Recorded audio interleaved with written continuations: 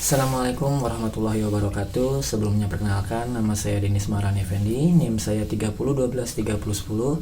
Saya dari Prodi Hukum C123 dari kampus Digitech University. Di sini saya akan sedikit menjelaskan pembahasan materi tentang Ma'rifatul Insan, Hakikatul Insan, Takatul Insan, Nafsul Insan, Sifatul Insan, dan Hakikat Ibadah. Yang pertama di sini ada Ma'rifatul Insan. Ma'rifatul Insan mempunyai dua kata, yaitu ma'rifat dan insan. Ma'rifat berarti mengenal, sedangkan insan berarti manusia atau diri sendiri. Jadi Ma'rifatul Insan dapat diartikan mengenali diri sendiri. Secara istilah, Ma'rifatul Insan sendiri merupakan suatu proses mengenali dan memahami penciptaan manusia oleh Allah Subhanahu wa Ta'ala, yang mana manusia merupakan makhluk yang paling sempurna di antara makhluk lainnya. Asal penciptaan manusia terbagi menjadi dua, yaitu tanah dan ruh. Lalu ada unsur manusia. Dilihat dari asal penciptanya, manusia tersusun dari unsur bumi dan unsur langit. Unsur bumi karena manusia diciptakan dari tanah. Unsur langit karena setelah proses penciptaan fisiknya sempurna, Allah meniupkan roh kepadanya. Dari dua unsur itu, berdasar fungsinya, manusia disimbolkan dengan tiga unsur utama, yaitu hati, akal, dan jasad. Qalbu pada dasarnya memiliki makna ganda, ada makna secara syariah dan hakikiyah. Secara syariah, qalbu diartikan sebagai segumpal daging yang mana baik buruknya akan memberi dampak besar terhadap jasad seseorang. Yang kedua ada akal. Di dalam ruh manusia bersemayam pula akal, al-aqlu. Disebutkan pula bahwa tempat al-aqlu ini adalah di dalam al-qalb, hati sebagaimana al-asmu. Yang terakhir ada jasad. Jasad sangat mudah dikenali karena ia dapat kita lihat dan kita raba. Karena itu tidak ada perbedaan tentang hakikat jasad ini.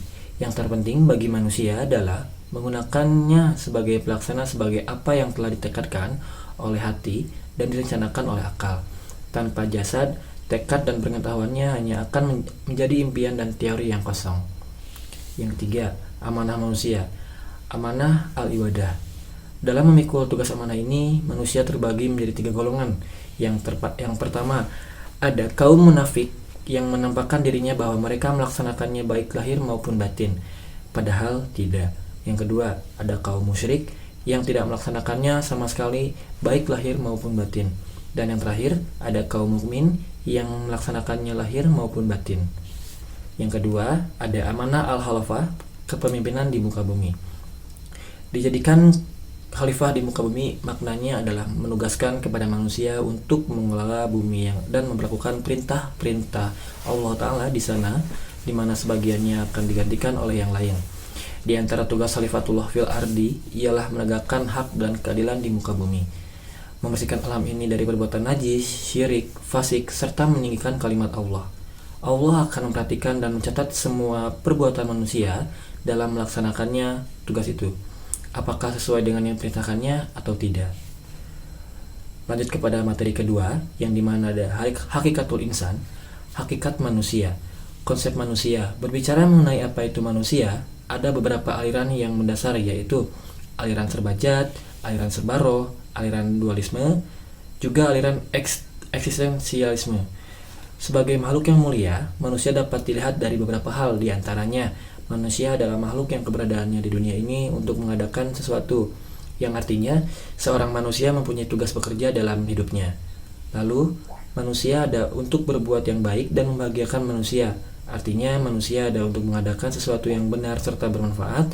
Dari sanalah muncul segala bentuk karya manusia meliputi kreativitas dan dinamika di dalam kehidupannya. Lalu, manusia adalah makhluk yang memiliki kebebasan dalam hidup, artinya kebebasan manusia nampak melalui aneka kreasi dalam segala segi kehidupan, dan melalui kebebasan itulah muncul berbagai kegiatan. Lalu yang keempat, manusia adalah makhluk yang bertanggung jawab. Dalam diri manusia ada kesadaran untuk mempertanggungjawabkan apa yang dilakukan dalam hidupnya. Misalnya, dalam salah satu wujud kesadaran religius bahwa manusia harus mempertanggungjawabkan perbuatannya pada ilahi. Lalu yang kelima, manusia adalah makhluk yang mempunyai keterbatasan walaupun manusia adalah makhluk mulia. Kelima hal tersebut merupakan perincian dari kehidupan dalam Islam sebagai makhluk yang istimewa. Lalu ada eksistensi dan martabat manusia. Terkait dengan tujuan hidup manusia dengan manusia lain dapat dijelaskan sebagai berikut. Yang pertama, tujuan umum adanya manusia di dunia. Dalam Quran surat Al-Anbiya surat 21 ayat 107 yang artinya, dan tiadalah kami mengutus kamu melainkan untuk rahmat bagi semesta alam. Ayat ini menerangkan tujuan manusia diciptakan oleh Allah Subhanahu wa taala dan berada di dunia ini adalah untuk menjadi rahmat bagi alam semesta. Arti kata rahmat adalah karunia, kasih sayang, dan belas kasih. Jadi manusia sebagai rahmat merupakan manusia yang diciptakan oleh Allah Subhanahu wa taala untuk menebar dan memberikan kasih sayang kepada alam semesta. Lalu yang kedua, ada tujuan khusus adanya manusia di dunia. Tujuan khusus adanya manusia di dunia adalah sukses dunia dan akhirat dengan cara melaksanakan amal soleh yang merupakan investasi pribadi manusia sebagai individu. Allah berfirman dalam Quran surat An-Nahl ayat 16 surat 7 yang artinya, barang siapa mengerjakan amal soleh baik laki-laki maupun perempuan dalam keadaan beriman, maka sesungguhnya Allah Subhanahu wa taala akan memberikan kepadanya kehidupan yang baik dan akan diberi balasan kepada mereka dengan pahala yang lebih baik dengan apa yang telah mereka kerjakan. Lalu ada yang ketiga, tujuan individu dalam keluarga. Tujuan hidup berkeluarga dari setiap manusia supaya tentram. Untuk menjadi keluarga yang tentram, Allah Subhanahu wa taala memberikan rasa kasih sayang. Oleh sebab itu, dalam keluarga harus dibangun rasa kasih sayang satu sama lain. Lalu ada yang keempat, tujuan individu dalam masyarakat. Setelah hidup berkeluarga, manusia mempunyai kebutuhan untuk bermasyarakat. Tujuan hidup bermasyarakat yaitu mencari keberkahan yang melimpah dalam hidup. Allah berfirman dalam Quran surat Al-A'raf surat 7 ayat 96 yang artinya, jikalau sekiranya penduduk negeri-negeri beriman dan bertakwa, pastilah kami akan melimpahkan kepada mereka berkah dari langit dan bumi. Tetapi mereka mendustakan itu, maka kami siksa mereka disebabkan perbuatannya. Pada dasarnya manusia memiliki dua hasrat atau keinginan pokok. Di antaranya ada keinginan untuk menjadi satu dengan manusia lain di sekelilingnya, yaitu masyarakat. Juga ada keinginan untuk menjadi satu dengan suasana alam di sekelilingnya. Lalu ada tujuan individu dalam bernegara. Tujuan individu dalam bernegara adalah menjadi warga negara yang baik di dalam lingkungan negara untuk mewujudkan negara yang aman, nyaman, serta makmur. Yang keenam, ada tujuan individu dalam pergaulan internasional. Jadi, tujuan individu dalam pergaulan internasional adalah menjadi individu yang saling membantu dalam kebaikan dan individu yang dapat membedakan mana yang baik dan buruk dalam dunia globalisasi agar tidak kalah dan terlena dengan indahnya dunia. Lalu ada tanggung jawab manusia sebagai hamba Allah dan khalifatullah, yaitu tanggung jawab manusia sebagai hamba Allah, tanggung jawab manusia sebagai khalifah Allah di muka bumi. Lalu ada materi ketiga, yaitu taqatul insan, potensi manusia.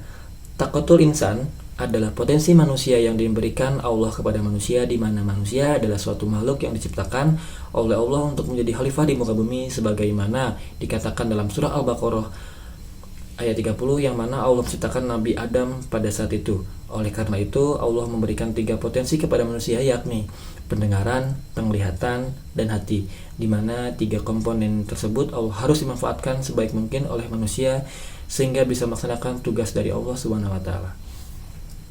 Allah Ta'ala membekali at-taqoh atau potensi, yaitu asamu, pendengaran, al-basyaru, penglihatan, dan al-fuadu, hati.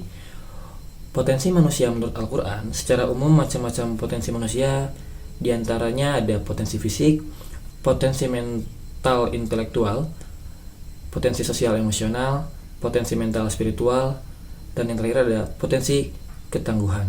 Lalu ada materi yang keempat, nafsul insan. Secara bahasa, nafsu berasal dari bahasa Arab. Nafsun kata mufrad, jam'annya anfus atau nusufunnya yang berarti ruh atau nyawa, dari seseorang yang memiliki niat, kehendak, dan keinginan hati yang kuat. Sedangkan secara istilah, nafsu adalah latifah, sesuatu yang lembut pada diri yang menimbulkan keinginan seseorang atau dorongan hati yang kuat untuk memuaskan kebutuhan hidupnya, baik kebutuhan rohani maupun jasmani. Ada beberapa macam-macam nafsu insan, diantaranya ada nafsu amarah, nafsu lawamah, nafsu mutmainah, nafsu rodiyah, nafsu mardiyah, nafsu kalimah, dan yang terakhir ada nafsu supiyah. Ruh yang mengendalikan nafsu insan, diantaranya jiwa manusia terdiri dari 3 jenis, yaitu jiwa yang arwahnya mampu mengendalikan hawa nafsu disebut az-zikr. Jiwa yang arwahnya saling tarik-menarik dengan hawa nafsu, kecenderungan masih terpengaruh oleh ar-rayu. Yang terakhir, jiwa yang aruhnya dikendalikan oleh hawa nafsu, maka memiliki jiwa syahwat semata disebut an-nafsul amaratu bis-su'i, jiwa yang memerintahkan kepada kejelekan. Lalu ada beberapa sifat nafsul insan, terbagi menjadi 3, yaitu syakur, sabur, raufun, dan rahimun.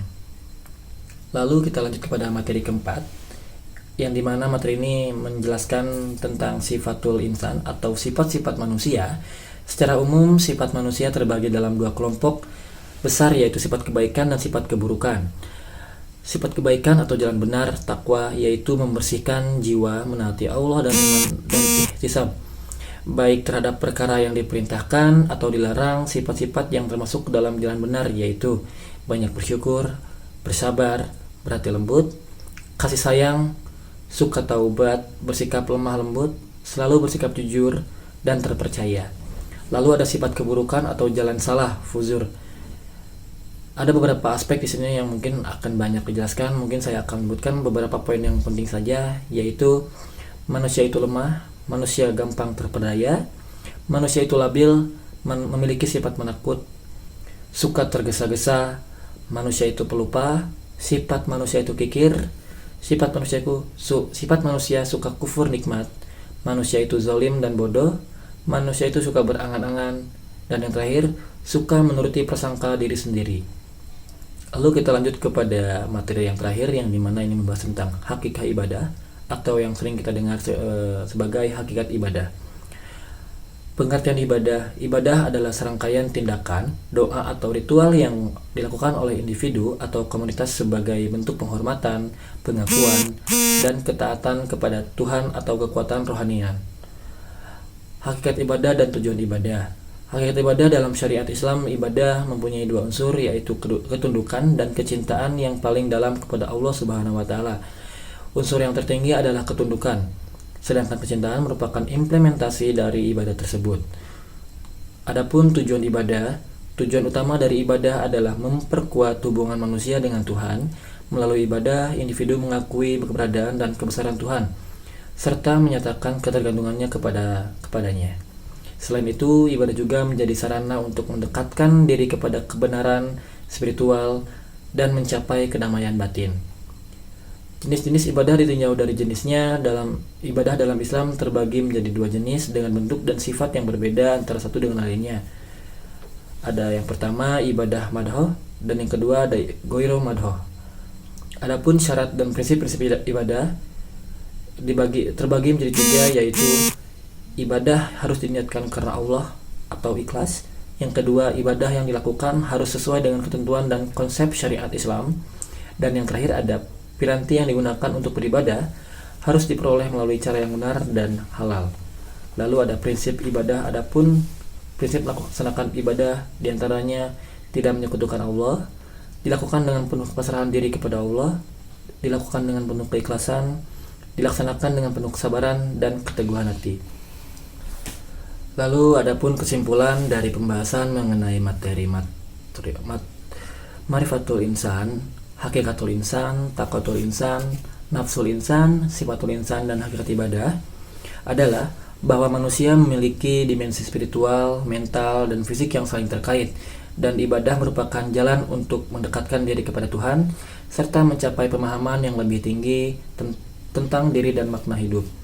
Mungkin hanya sekian dari apa yang dapat saya sampaikan. Mohon maaf bila mana ada kata atau tutur bahasa yang tidak mengenakan. Saya tutup. Wabillahi taufiq wal hidayah. Wassalamualaikum warahmatullahi wabarakatuh.